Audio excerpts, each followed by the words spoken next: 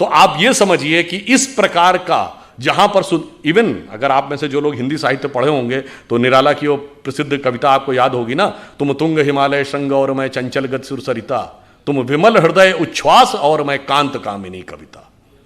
तो आप ये सोचिए जहां पर इतना सुंदर सामंजस्य, जहां पर कोई स्थान ही नहीं, वो आके हमको ये समझाते हैं कि साहब आप जो थे वो समानता के पक्षधर नहीं थे।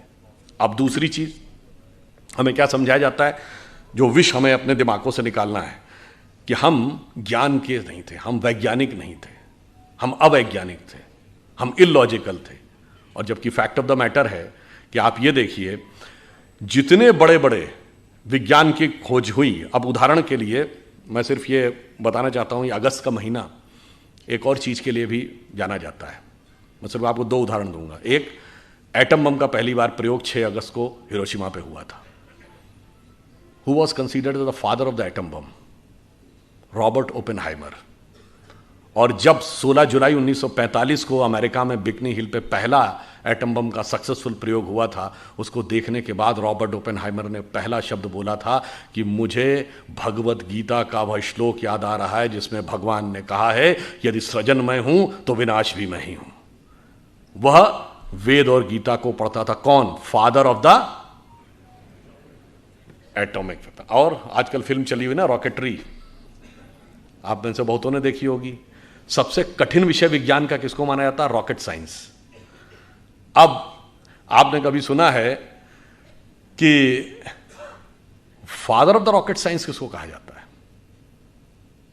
एक जर्मन वैज्ञानिक था वर्नर वॉन ब्रॉन, जिसने सबसे पहले रॉकेट इंजन बनाया, उसको कहा जाता father of the rocket science.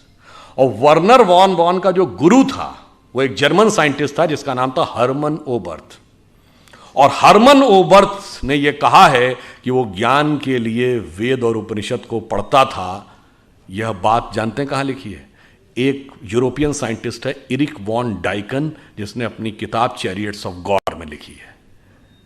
यानी रॉकेट साइंस जिसको सबसे कठिन साइंस माना जाता था, उसके फादर यानी फादर ऑफ रॉकेट साइंस का गुरु कहता है कि हम ज्ञान के लिए वेदों को पढ़ते थे। और यह कहने वाला एक यूरोपियन साइंटिस्ट है, इसमें कोई इंडियन नहीं है और संघी भाजपाई तो कोई नहीं है। आप समझिए ज्ञान का इतना बड़ा स्रोत जहां पर हो और वहां पे हमको यह समझाया जाता है कि साहब अब यह बताइए धरती गोल है।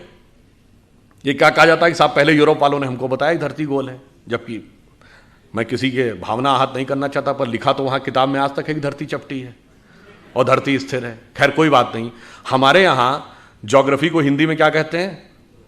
तो नाम से ही गोल है, मतलब कहीं कोई संदेह ही नहीं है कि गोल था। दूसरा, आपने वाराह अवतार देखा होगा, तो वाराह के दांत में फंसी हुई धरती गोल है कि चौकोर है? तो सदैव से गोल है। उसके बावजूद हमें समझाया जाता है कि गोल धरती है, ये उन्होंने हमको बताया।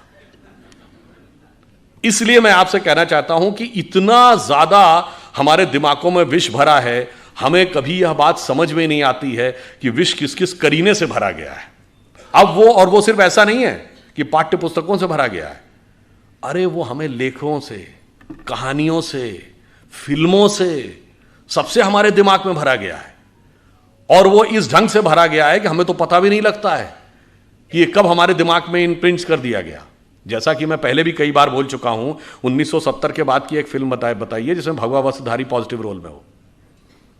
बाकी तो छोड़िए, कंठी माला पहने हुए, धोती कुर्ता पहने हुए, तिलक लगाए हुए व्यक्ति पॉजिटिव रोल में हो। चुनौती से पूछता हूं, typical attire of a villain.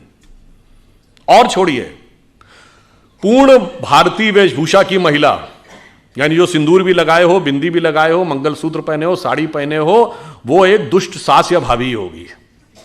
देख लीजिएगा, सब टीवी सीरियल से लेके और फिल्मों तक। और जो अंग्रेजी बोलने वाली कोई भी, या जिसके पूरे उसमें आचरण में और वेशभूषा में कोई भारतीय चित्र नहीं दिख रहा होगा, वो सबसे बेहतर होगी। कभी आपने सोचा? इतना ही नहीं, बताइए, ज्यादातर फिल्मों में प्रोफेसर बेवकूफ ही होगा, सनकी होगा, वो वीरू सहस्त्रबुद्ध ही होगा। बताइए, साइंटिस्टों को, सिर्फ आप ये मंगलयान और रॉकेटरी जैसी फिल्में छोड़ दीजिए जो साइंटिस्टों पे बेस्ड थी, हमेशा साइंटिस्ट सनकी दिखाया जाएगा। हमेशा फौजी जो डिसिप्लिन होगा, उस डिसिप्लिन फौजी का मजाकी दिखाया जाएगा। 80% फिल्मों में सरदारों का मजाक उड़ाया जाएगा। कभी आपने एक कलेक्टिव सोचा है कि कितने करीने से हमारे दिमागों में, और धर्माचार्य तो धूर्त होगा ही होगा, इसमें तो कहीं कोई किंतु परंतु ही नहीं है। आप ये सोचिए कि किस ढंग से हमारे दिमागों में चीज भरी जाती है, और वो सिर्फ इतनी ही नहीं होती है, वो लैंग्वेज तक हमारे दिमाग में ऐसी भरी जाती है कि हम वो भूल जाते हैं पिछले 3 पीढ़ियों से सुनते सुनते इबादत, मोहब्बत, इश्क, ये सब शब्द जो हमारे परदादाओं ने कभी नहीं सुने थे, वो सब हमारे दिमाग में ऐसे बस गए कि अगर हम शुद्ध हिंदी के कोई शब्द प्रयोग करने लगे तो लोग उसके ऊपर कहने लगते अरे भाई ये आप क्या करने लगे, सरल हिंदी बोलिए। सरल हिंदी का मतलब क्या? जिसमें अंग्रेजी और फारसी के शब्द मिले हुए हों, वो सरल हिंदी है। और सरल हिंदी और शुद्ध हिंदी से अंतर क्या पड़ता, मैं उदाहरण देना चाहता हूं। मैं परसों, अभी आपने बताया ना, आज तक ने सर्वे किया था, तो उसमें भारत और काल और अमृत शब्द 3 बार आया था, वो सबसे ज़्यादा 3 शब्द जो आए थे। उसी समय बाई चांस वो दिखाने लगे कि कोलकाता में स्वतंत्रता दिवस मनाया जा रहा था, तो पहले हेलीकॉप्टर से फूल बरसाए गए, तो क्या कह रहे थे, पुष्प वृष्टि करो। अब अगर आपने संस्कृत में हिंदी पढ़ी तो समझने में कोई समस्या नहीं आएगी, पुष्प वृष्टि। फिर वो कह रहा है अपूर्व दृष्टि है, या अपूर्व दृष्टि दिखाई पड़ रही है। तो जब आप संस्कृत निष्ठ हिंदी पढ़ते हैं तो भारतीय भाषाओं के साथ ज्यादा जुड़ते चले जाते हैं, ना कि डिस्कनेक्ट होते चले जाते हैं। मैं दिल्ली में एक बार प्रेस कॉन्फ्रेंस के दौरान मैंने एक शब्द वितंडावाद प्रयोग किया, और आपको आश्चर्य होगा कि जितने अंग्रेजी के पत्रकार थे दिल्ली के, उन्होंने कहा what is the meaning of this word वितंडावाद।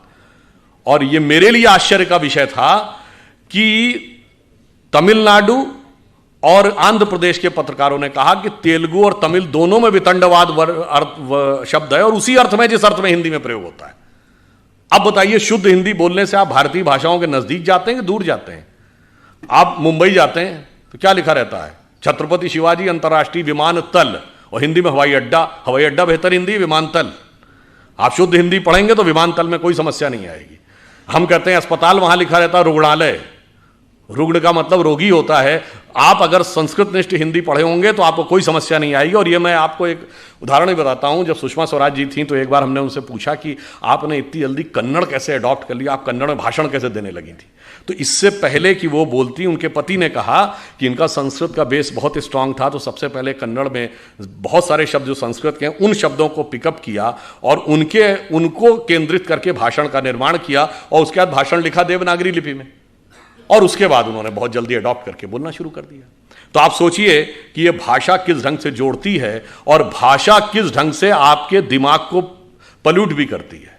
उदाहरण के लिए अगर आप देखें, आज एक और भी खतरा चल रहा है।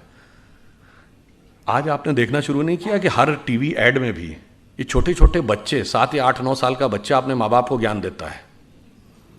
ये क्यों है? आपको लगता है ये ऐसे ही हल्के में है? नहीं, ये एक सोची समझी रणनीति है, क्योंकि परिवार को तोड़ना है।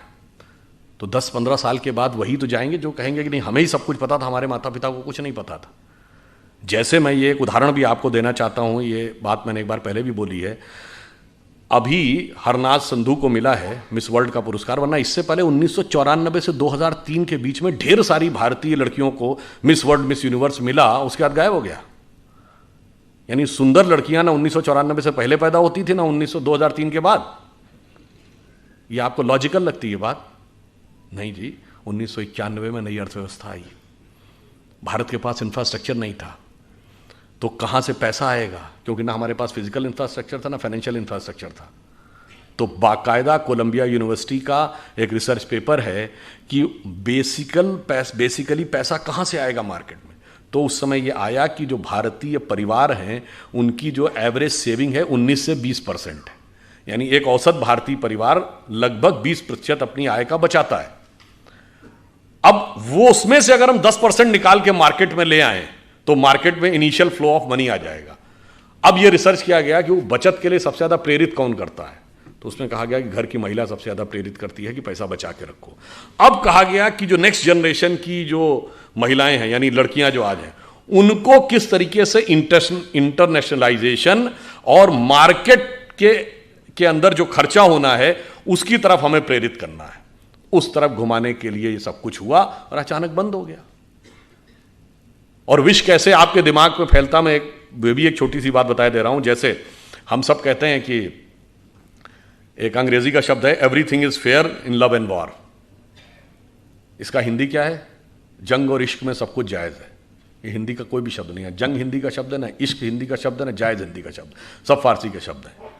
कभी आपने हिंदी या संस्कृत या किसी अन्य भारतीय भाषा में ऐसी कोई कहावत सुनी है कि युद्ध और प्रेम में सर्वथा सब कुछ उचित अनुचित है? ऐसा होता ही नहीं है, क्योंकि भाषा आपके दिमाग में एक संस्कृति भी लाती है। हमारे यहां युद्ध का एक धर्म है और प्रेम का एक त्याग है।